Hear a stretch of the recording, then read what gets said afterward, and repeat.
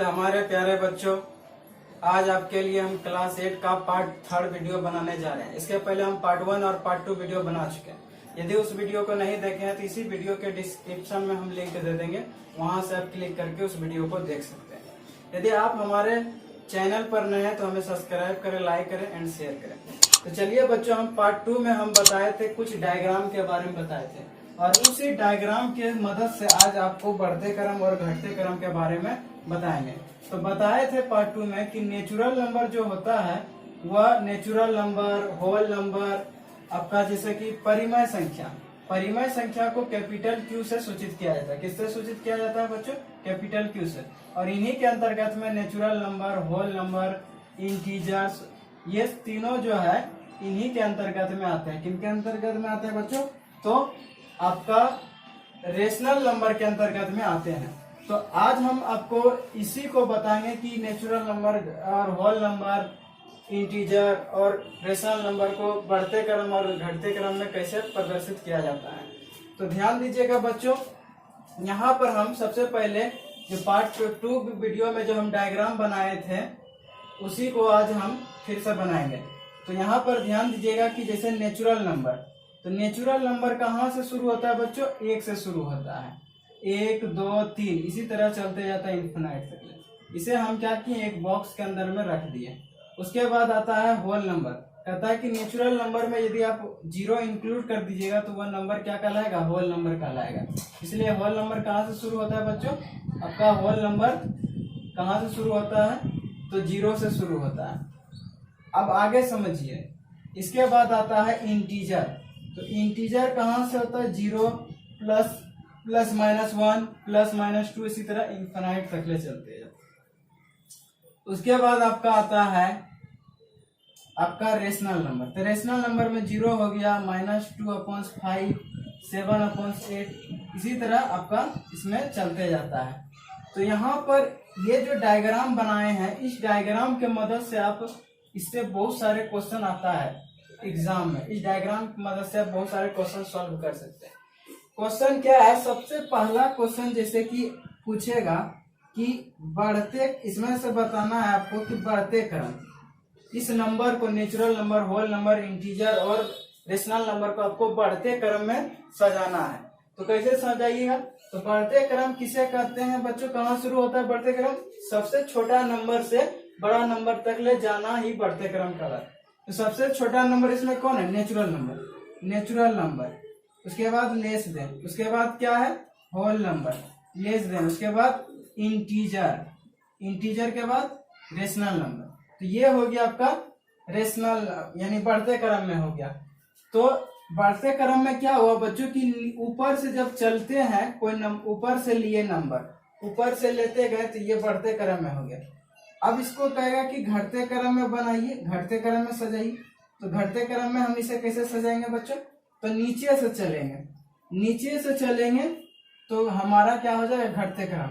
तो उसके बाद रेशनल नंबर सबसे बड़ा नंबर है।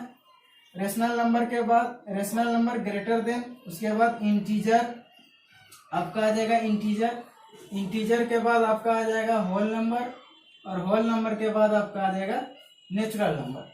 तो इस तरह से आप बढ़ते क्रम और घटते क्रम इस डायग्राम में जो नंबर है उसको सजा सकते हैं। तो क्या समझे कि यदि हम ऊपर से चलते हैं तो बढ़ते क्रम और नीचे से जब चलते हैं तो घटते क्रम होता है। एग्जाम में देखिए कि इससे बहुत सारे क्वेश्चन आते रहता है, जिससे पूछेगा कि नेचुरल नंबर क्या रेशनल नंबर हो सकता है? तो बोलिएगा हाँ। होल नंबर क्या रेशनल नंबर हो सकता है? हाँ। इंटीजर क्या रेशनल नंबर हो सकता है? हाँ। क्या रेशनल नंबर इंटीजर हो सकता है? नहीं। क्या रेशनल नंबर होल नंबर हो सकता है? नहीं। क्या रेशनल नंबर नेचुरल नंबर हो सकता है? नहीं।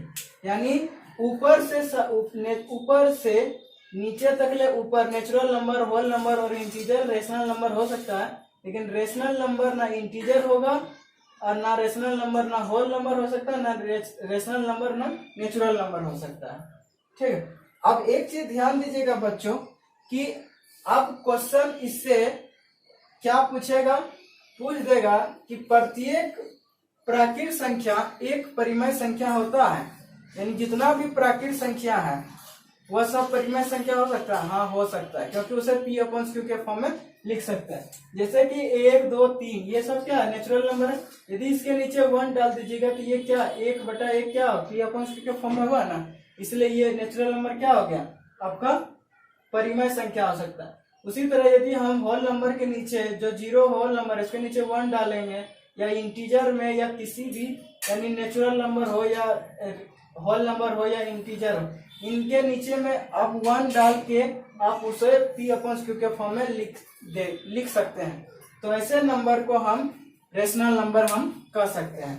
तो चलिए अब इसके आगे परिमेय संख्याओं को हम सरलतम रूप में कैसे लिखा जाता है, चलिए अब इसके आगे देखते हैं। तो देखिए बच्चों, अब हम आपको परिमेय संख्या p अपॉन क्यू में p और q को सरलतम रूप में लिखा जाता है। तो यहाँ देखिए बच्चों पॉइंट क्या लिखे हैं कि परिमेय संख्या p अपॉन क्यू में p और q को सरलतम रूप में लिखा जाता है। तो यहाँ ध्यान दीजिए कि एग्जाम्पल के थ्रू आपको समझाते हैं। जैसे मान लीजिए कि एग्जाम्पल नंबर 1 लिए कि 20/40, तो 20/40 का सरलतम रूप क्या होगा? तो 20/40 का सरलतम रूप क्या हो जाएगा बच्चों?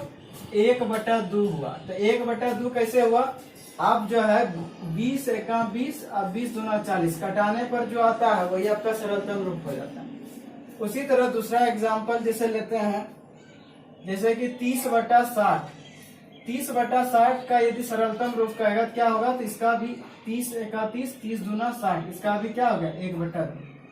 यदि आप पूछा जाए इसका यदि 16/64, तो 16/64 का सरलतम रूप क्या होगा? 16 का 16, 16 चौके 64, 1/4। तो यानी सरलतम रूप किसको बोलता है बच्चों?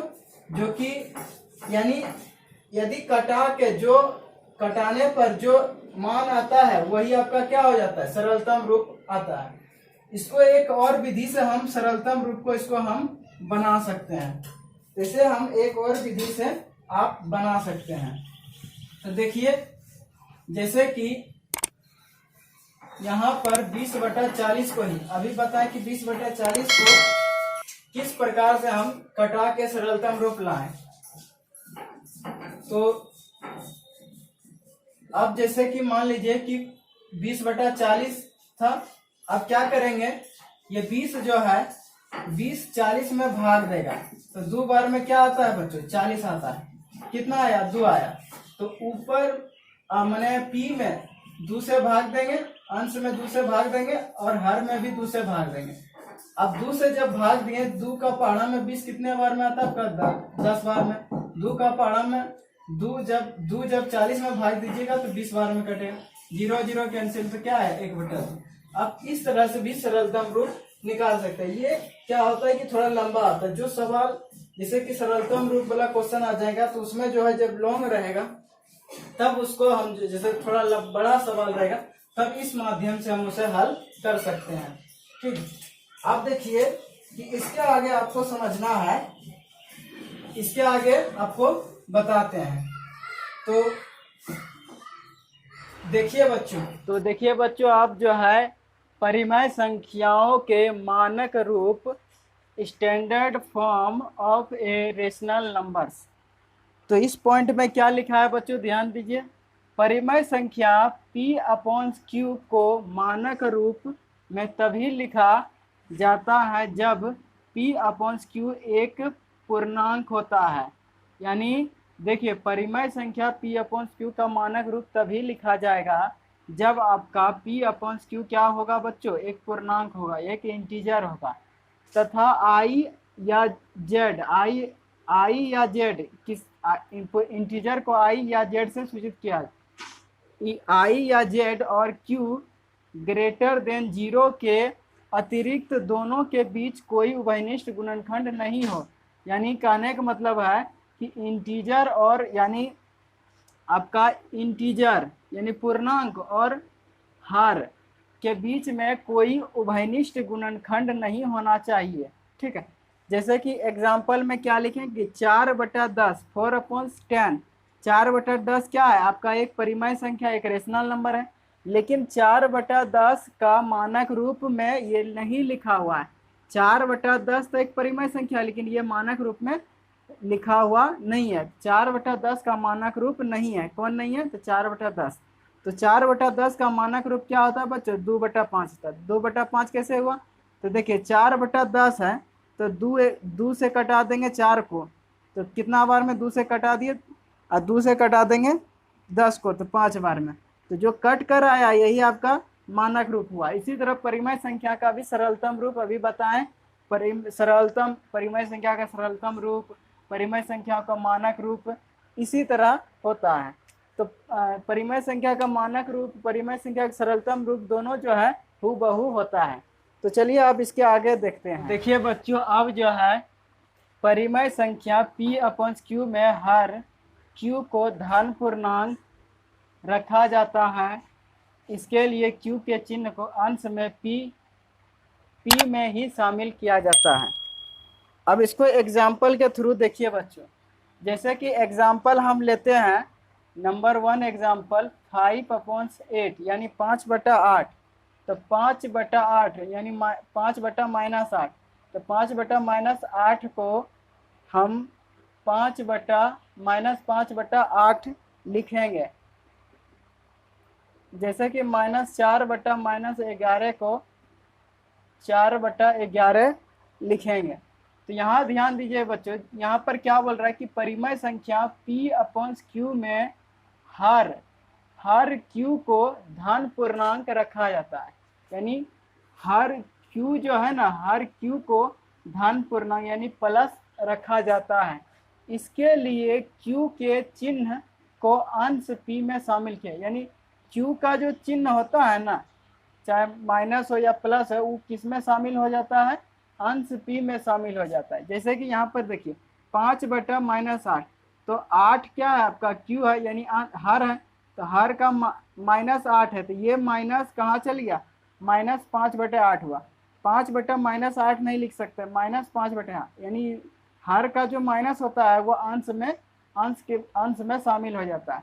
उसी तरह माइनस ऊपर नीचे, तो ये दोनों माइनस कटेगा, 4/11 होगा। और एग्जाम्पल देखिए, जैसे कि मान लीजिए कि 12/-17 है, तो 12/-17 नहीं लिख के हम इसको लिखेंगे -12/17। ये माइनस किस में चल जाएगा? अंश में। तो -12 आपका क्या हो गया? अंश। और ये आपका क्या हो गया? हर।